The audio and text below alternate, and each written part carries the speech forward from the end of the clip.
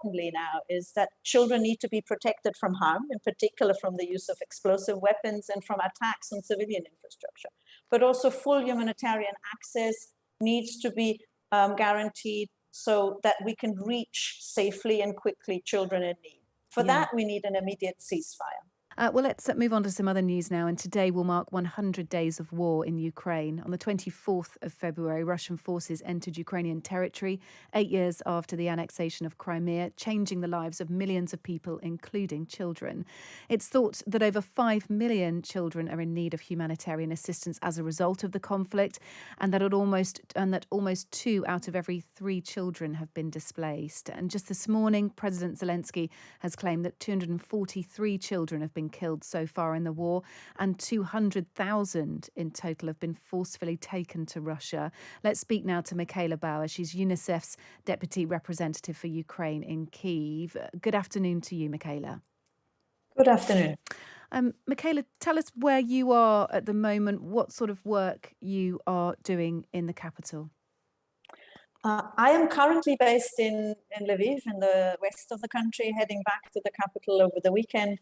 Our colleagues are all over the country, and our key focus is to support children who have suffered greatly from the 100 very long days of war that have been going on.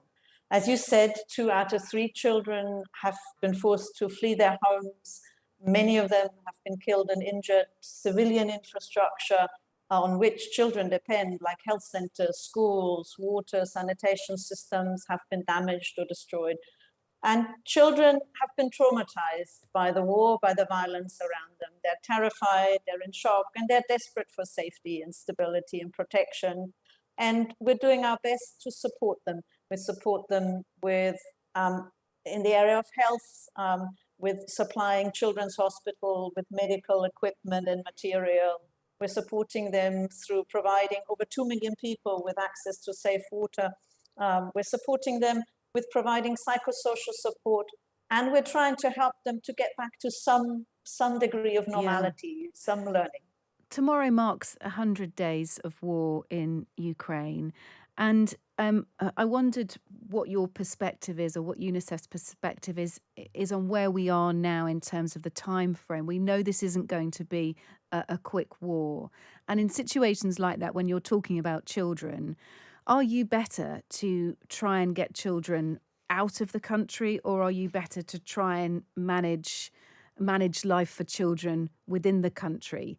Is there a best approach when it comes to sort of how UNICEF starts to plan ahead for how they provide for children at this stage of a war?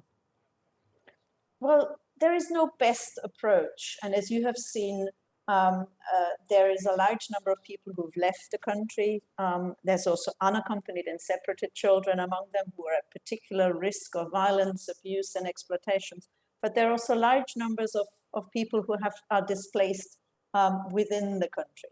The most important thing is to ensure that children are protected. They're best protected when they're with their parents. As you've seen, many parents had to make very hard choices.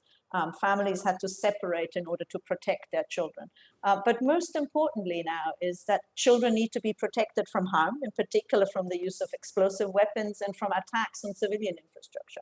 But also full humanitarian access needs to be guaranteed so that we can reach safely and quickly children in need. For that, we need an immediate ceasefire. The Ukrainian President Volodymyr Zelensky claimed this morning that 200,000 children have been forcefully taken to Russia. That includes children from orphanages, children taken with their parents, and also those children separated from their families as well. Have you encountered that? Do you have experience of seeing that as part of UNICEF's operation over there? And what can be done for these children forcefully taken to Russia? UNICEF is aware of the reports about the movements of children from eastern and southern Ukraine, including some children who were not with their parents, across the border. But given that we do not are able to independently verify these reports because we do not have regular access to areas along the border with the Russian Federation, we cannot confirm any of these cases. But we are, of course, very concerned. We're providing the safety, and we're trying to provide safety and protection for children who are caught up in the war. And any decision that is taken to move children must be grounded on their best interests. That's what we're always reiterating. And movement and relocation must be voluntary. So that means their parents or those responsible for their care must provide informed consents, and every effort must be made to keep children together. Mm-hmm. Well, look, thank you so much for speaking to us, Michaela Bauer, UNICEF's Deputy Representative for Ukraine in Lviv at the moment. Thanks for talking to us. Thank you.